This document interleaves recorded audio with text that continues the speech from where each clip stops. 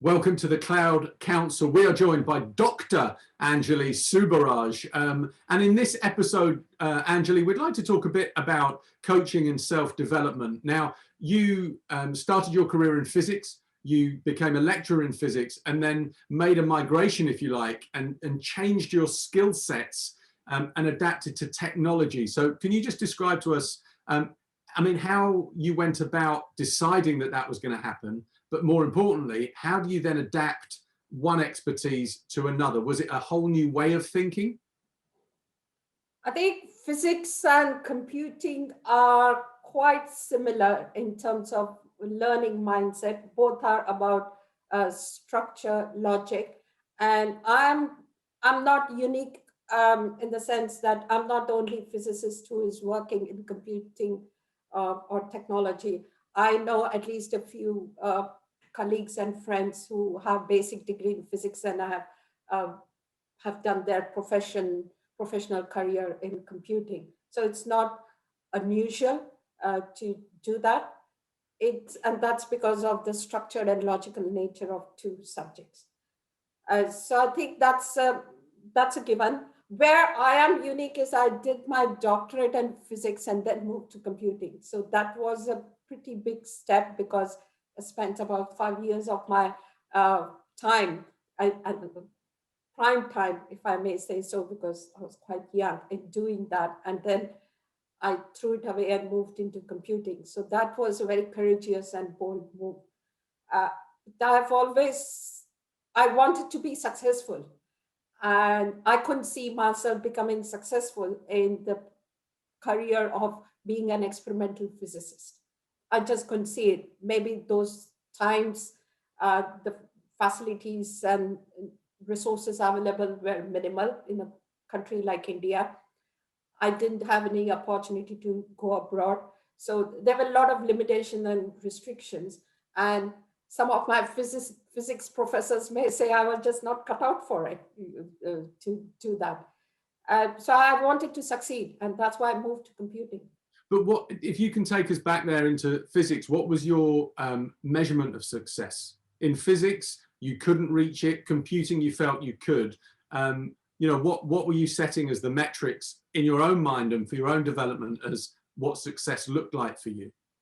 The way I perceived it is that to succeed in physics, just being a lecturer wasn't enough. I wanted to continue being a researcher. I didn't have access to relevant jobs, which didn't give me stability. There were a few jobs, but perhaps I didn't get into those elite research institutions within Mumbai, where I lived and where I was settling down. There were just 2 or 3, and I didn't get in there. So I didn't know where should I go to get a job. University job I was on some quota system, so I didn't have that stable job at all. And if I'm always going to be looking over my shoulder about making sure my job is stable, then how am I going to succeed? The other challenge was get the funding. Even if I can crack that, because I finally found somebody who said, okay, fine, you come and join us and work with us. Where do I get the funding for doing my research? And I was determined to work in experimental physics, not in theoretical physics. So I had those challenges, and it takes enormous amount of time. That is the third factor. You are teaching because that's your primary role is teaching. So you have to spend time in teaching, preparing for teaching. And then you have to spend enormous amount of time in doing research. And you have a family, a young family.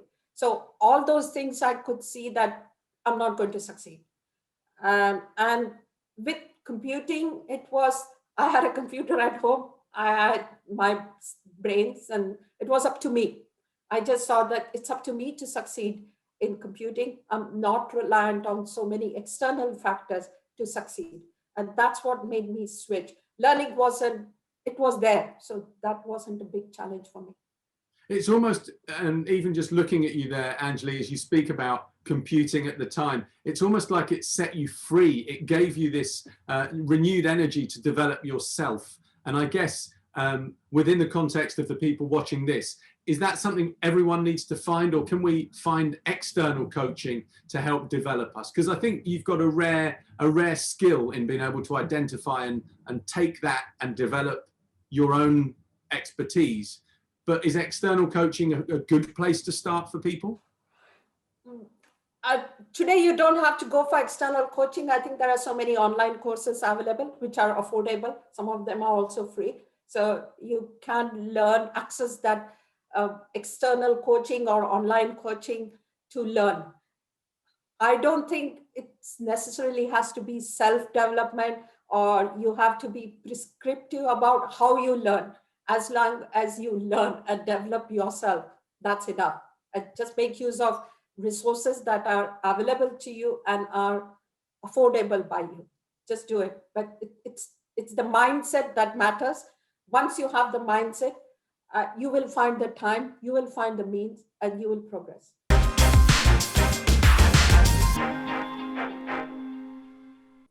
Angeline Subbaraj, this is your own digital transformation. I'd like you to tell us how you think colleagues would describe you as a collaborator. I think it depends on which colleagues you talk to, but one of my colleagues called me tough but fair. Tough but fair. And are you an ideas generator, or are you the executor of ideas? I am the ideas generator. I'm the ideas person, but then I like to also follow through and show the way for execution. I've been there and done it, so I have a lot of experience in executing those ideas. So I like to show the way and guide my colleagues should they need such advice on how to execute those ideas. And in terms of your own reflections of yourself, can you recognize your own strengths and weaknesses? And if so, maybe share with us what they might be. I think my strengths are that I'm an idealist, I'm a perfectionist, and those are my strengths. I also work towards building trust. Trust is very important to me. Integrity, trust, they go hand in hand. So those are my strengths. I also, because of my nature of my work, I'm an expert in whatever area I choose to work. So those are my strengths. My weaknesses are, I think sometimes because of my role, I have to be extremely objective, and that sometimes takes the focus away from the people aspect. So I have to either remind myself or my friends and colleagues remind me that there is a people aspect to it. So let's be pragmatic. Angeline, can you recognize your own professional strengths and weaknesses? And if so, maybe you can share them with us. I think over a period of years, through the process of self-reflection as well as listening to the feedback given by others, I think my strengths are that I'm an idealist. I am always in pursuit of excellence for myself and others. I also have to be very objective because that's the nature of my role. I work on building trusted relationships of trust with my colleagues, as well as in my personal life. So trust, integrity are very important to me. They go hand in hand. And I think that works very well in building relationships. So those are my strengths.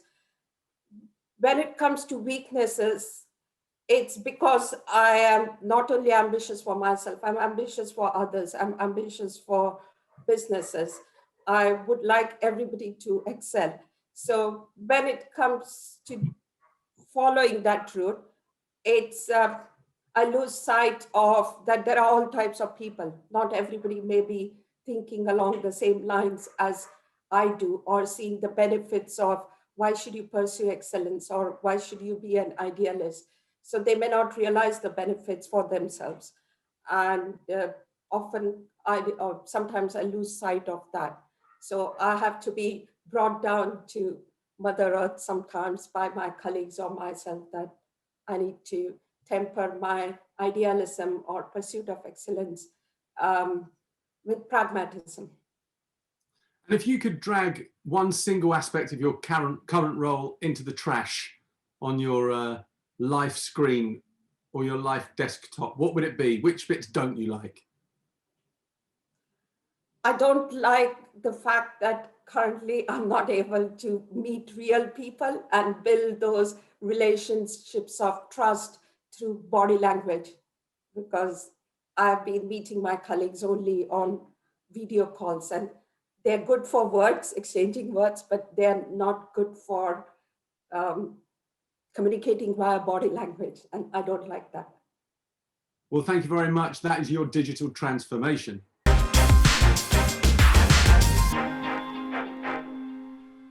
So maybe for the people who are watching who find themselves, and I don't want to say stagnating, but maybe in reasonably senior positions and they're just looking to kick on, what would your advice to them be about self-development? So not particular courses, but should they be thinking that is my end goal? Should they be thinking 1 or 2 steps ahead? Should they be thinking about allocating time just to push themselves in one particular skill set? I think no matter where you are, whether you're senior or junior, whatever position you are, continuous learning, continuous development has to be embedded in your lifestyle to stay even relevant. Forget about progressing. If you don't develop yourself, if you don't keep on abreast of whatever is happening around you, and I'm not talking necessarily about technology, but whether it is technology or business changes that are happening, you will find yourself falling behind. You cannot hold still in one position. So that if you're stagnated, that, and if you don't do anything about it, you'll fall behind. So the only way is forward. That's how I put it. So you can't remain in the same position. You'll change. Either you'll go backward or you'll move forward, and just think that you have to move ahead. And so one aspect is to what I've always been driven by my own passion, what I enjoy. When I wake up in the morning, I want to be able to enjoy my work day. It occupies better part of my day. So I like to think that I'm going to do something that I enjoy. So your passion, your interest is important. Opportunities outside are important. What opportunities are available to you? What are your strengths? And put all these 3 together and then focus your self-development or learning in that direction. And that's what I do, is what do I enjoy? What are my strengths? And what opportunities are out there? And I just try and marry all those 3 factors together and then decide, this is where I'm going to focus now. This is the area that I need to focus on learning so that I get to the next goal. I mean, that's lovely advice. And I think for other business IT leaders who are watching this, would you have any advice about how they measure or time their ascent in terms of their career? Should they be setting time goals? Should they be setting role goals? Should they be setting thoughts that they need to move or migrate from one company to a next to stay fresh? I mean, any thoughts on that? I think a role goal is a good measure, because the role is also aligned with your passion, your strengths, etc. So I want to do this particular role. But if you take a role that, even in that role, there are different organizations have a different definition for that role. So once you say, I want to do this role, then what is it that job description of that role? And every organization may define it differently, the common element. So you focus on the one that matches you most and focus on that. That doesn't mean you have to get to that role. I'm not talking about achieving that role. It's setting that role as your goal, as your objective, and focusing your learning or your journey towards it. It's not about the destination, it's about the journey. If you focus on the destination, then you lose what you call the best way to get to that point. So you have to focus on the journey and not on the destination. The 2 things are different. Time measure, the technology is changing so fast now. Everything is changing around us so fast.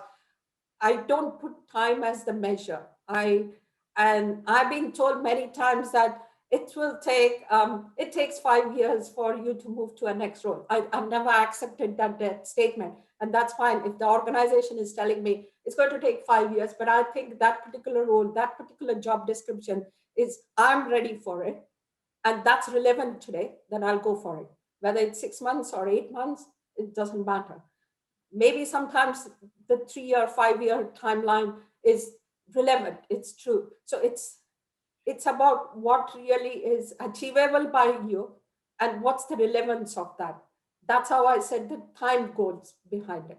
A quote has popped up from my research when I think you were at Microsoft, and you talk about taking a product off a shelf and quickly building business value around it. And I think that plays to everything you've just said about people or executives within organizations developing their own role. So not just external learning and self-coaching, but how do people nowadays, do you think, develop their role within an organization if they decide that they love the organization, they love what they stand for, the mission is aligned?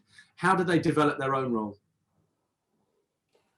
I think this is something which I learned that when I was working for Salesforce, is your role is what you make of it. So it's, you're given a role, you're given an opportunity, and grow from there.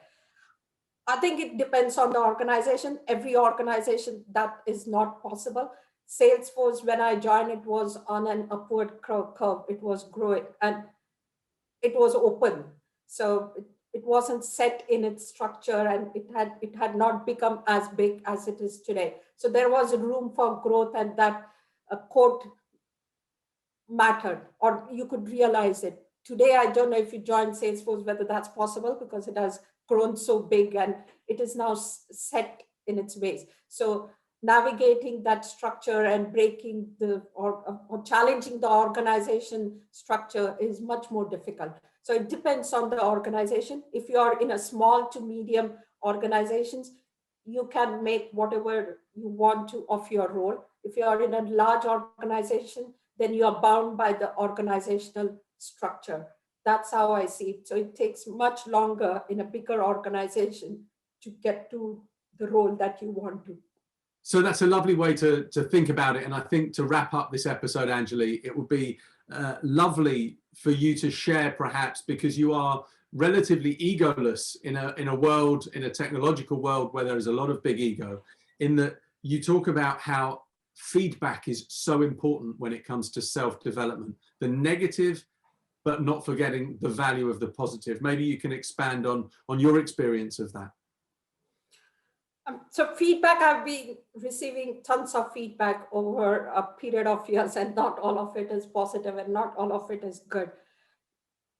The human tendency, and especially a woman's tendency, is to hug the negative feedback and wallow in misery and disappointment, and I'm not good enough from that negative feedback, which I used to do. I would come home and cry, just because how can people say such negative things about me? From there, I've graduated to listening to the negative feedback, but not taking every single word of it literally to my heart, because the person who's giving is doing it at that moment of time, and understanding where that person is coming from, what was the experience that drove that person to give that negative feedback. So filtering through that negative feedback to take away the learning without letting it impact your self-confidence is important. So that's how I look at negative feedback. I don't take it to heart more than maybe whatever, a small period of time. And the positive impact is what I remember, and I glow with confidence with that positive feedback. So negative feedback is for my learning, and positive feedback is for broadcasting or thriving upon. Well, that is fantastic. It's really kind of you to share so much time with us on the Cloud Council. We're very, very grateful. Anjali, the best of luck with all of your endeavors, wherever they lead you, whichever continent and whichever discipline they lead you. Thanks for joining us. Thank you. It has been my pleasure to be on this Cloud Council call. Thank you very much. Bye-bye.